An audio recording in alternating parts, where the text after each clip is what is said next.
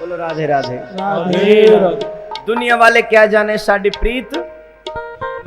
एक बात बताऊं, दुनिया से प्रीत करोगे तो पछताना पड़ेगा, और अगर मेरे कन्हैया से प्रीत करोगे तो पछताना नहीं पड़ेगा, बल्कि जिंदगी भर के किए हुए काम सब एक तरफ और कन्हैया से की हुई प्रीति एक तरफ। बोलो राधे राधे।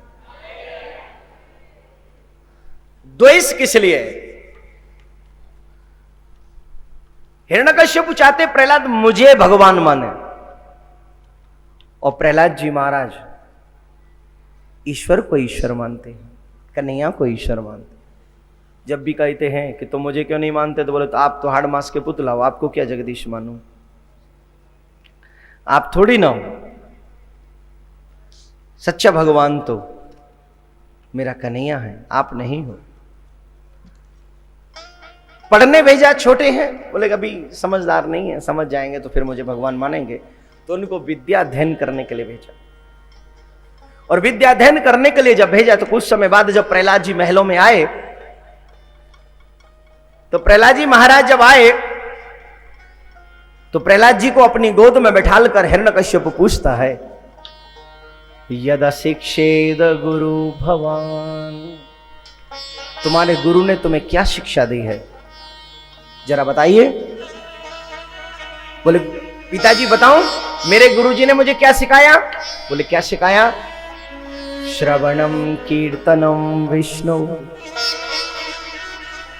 ये सिखाया गुरुजी ने। और इनके गुरुजी कौन? प्रहलाद जी और ध्रुव जी, दोनों ने बचपन में भगवान को प्राप्त किया। और गजब की बात यह है, दोनों के गुरु एक है, देवर्षि नारायण। इसलिए बार बार कहता हूं, अगर सदगुरु मिल जाए तो भगवान से मिलना मुश्किल नहीं, बहुत आसान है। क्या सिखाया तुम्हारे गुरु ने? बोले सुनिए पिताजी, मेरे गुरुजी ने ये 9 बातें सिखाई हैं कि भगवान इन 9 भक्तियों से प्रसन्न होते हैं। कौन सी? श्रवणम कीर्तनम विष्णु, स्मरणम पाद सेवनम, अर्चनम वंदनम दास्यम, सक्ष्ममात्म निवेदनम। श्रवणम, श्रवणम, सिर्फ श्रवण करो। बोले क्या? बोले प्रभु का नाम श्रवण करो, सिर्फ हरि कथा श्रवण करो। ध्यान रखिएगा, कुछ और सुना तो श्रवण अप। रामायण में बहुत गजब का प्रमाण मिलता है, जिनके श्रवण समुद्र समाना। छोटी मोटी बात नहीं, भागवत कहती है श्रवणम प्रथम भक्ति है। बोले श्रवण करने के लिए श्रवण कैसे हो? बोले जिनके श्रवण समुद्र समाना। बोले समुद्र का मतलब कानों से श्रवणों का, समुद्र का क्या मेल है?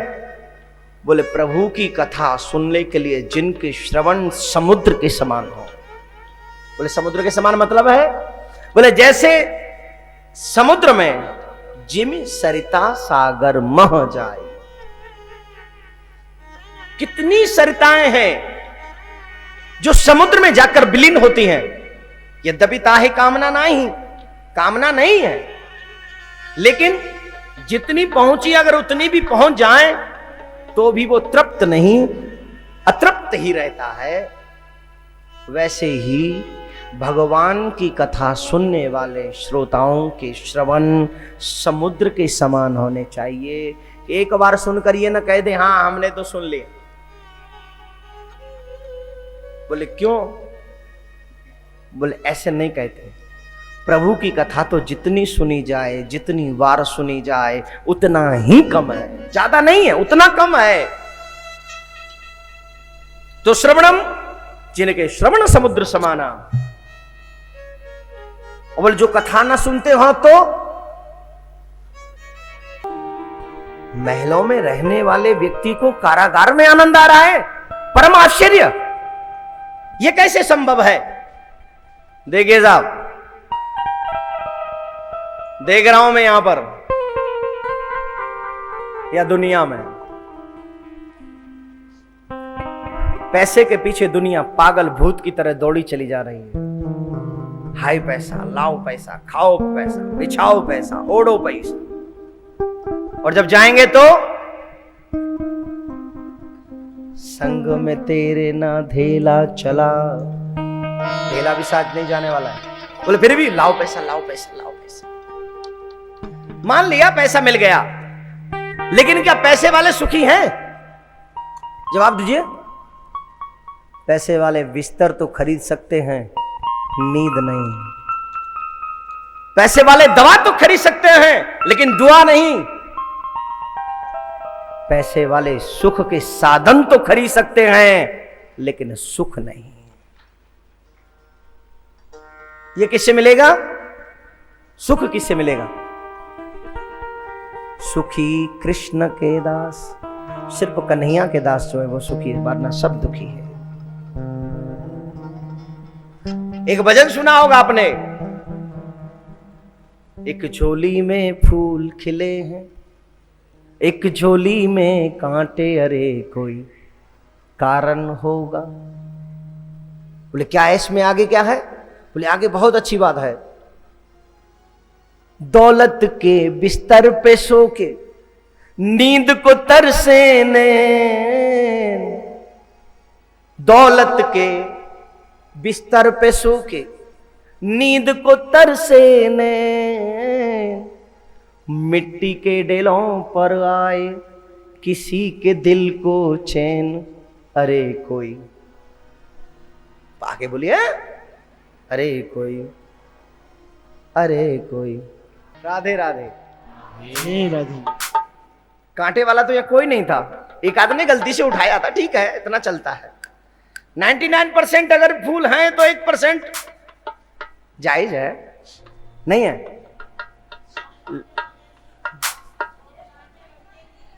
अच्छा ठीक, कांटे लगते नहीं। हाँ, और क्या। मैं तो कहता हूं भगवान किसी के जीवन में कभी कांटे आए ही ना, सबके जीवन में फूल हों, हंसते हुए फूल हों, खिलते हुए फूल हों। जैसे सूर्य की प्रथम किरण पड़ते ही कमल खिलने लग जाता है, वैसे ही आपका जीवन दिन पे दिन कमल के फूल की तरह खिलता चला जाए, खिलता चला जाए, खिलता चला जाए। यही दुआ करता हूं मेरे कन्हैया से। अरे कांटे तो वैसे ही दुनिया वाले बहुत दे देते हैं, हमें तो कन्हैया से मांगना है, फूल मिलेंगे। तो हिरण्यकश्यप ने पूछा कैसे हो? बोले आनंद आ रहा है। बोले तुझे कारागार में आनंद? यहां रहकर व्यक्ति दुखी होता है, तू सुखी हो रहे? बोले हाँ। बोले क्यों? बोले आपके घर में एक टेंशन है, भगवान का भजन नहीं करने देता कोई। जब भी भजन करने बैठो, कभी माता जी बुला लेती हैं, कभी आप बुला लेते हो, कभी बुआ जी बुला लेती हैं, लेकिन आपके महल से तो आपकी कारागार अच्छी। बोले क्यों? बोले आपकी कारागार में कोई डिस्टर्ब करने वाला नहीं है। बोलो राधे राधे।